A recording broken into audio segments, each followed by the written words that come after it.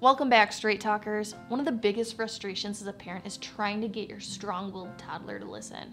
Today I want to share with you 4 tips that you can use to get your toddlers to listen while still being playful and having fun.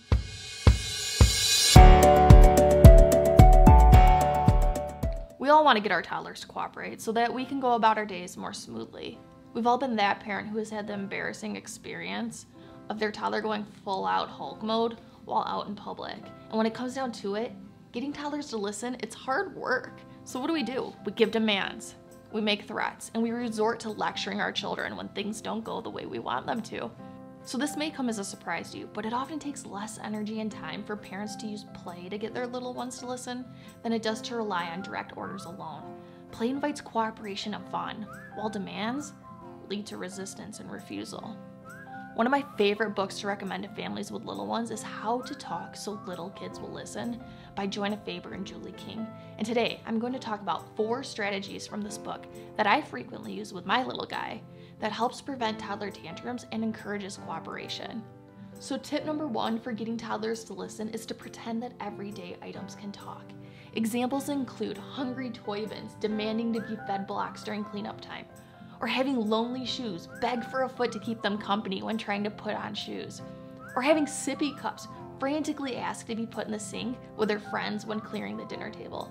You can also ask your child to do something by having puppets or stuffed animals make the request. The second tip is to give your child an energy pill in the form of a blueberry, raisin, M&M, goldfish, or any other favorite snack when trying to get them to do something. Having that extra strength to clean up, leave the park, or even walk to the next store can be a fun way to engage your little one. If any of these tips have worked for you, or if you've come up with other fun ways that you've gotten your toddler to cooperate and listen, please share in the comments below. Being a toddler mom myself, I would love to hear more about your experiences. Tip number 3 includes turning boring tasks or games into challenges. Toddlers love showing off how independent and self-sufficient they are. So see if they can get dressed in the morning with their eyes closed, or if they can beat the clock when trying to put on pajamas at night. When trying to leave the park, come up with a plan to see if they can avoid lava, quicksand, or sharks. When heading out of the car in the morning, challenge them to hop like a frog, or see if they can fly like birds or flap their arms like butterflies when trying to get them out of the car and into the grocery store. Instead of demanding them to stop talking or running, challenge them to freeze like statue or be quiet as a little mouse. So the 4th tip for getting your toddler to listen is changing your voice and taking on the role of different characters. So if your child has a favorite character on television, try asking them to do something in that voice.